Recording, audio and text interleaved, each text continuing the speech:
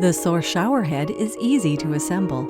First, remove all products from the packaging. Included you'll find a roll of plumber's tape, a user guide, and the showerhead complete with a brand new filter already installed. Unscrew your existing showerhead from the pipe in a counterclockwise direction. Wipe the threads of the pipe clean with a washcloth. Unwrap 5 to 7 inches of the plumber's tape from the paper spool and wrap the section of plumber's tape around the pipe threads in a clockwise direction. Tightly screw your Source showerhead into place in a clockwise direction. Once installed, allow hot water to run from the showerhead for 5 minutes before using. The Source showerhead comes with 7 stream settings. To select your desired setting, adjust the switch to the right or left until you hear a click.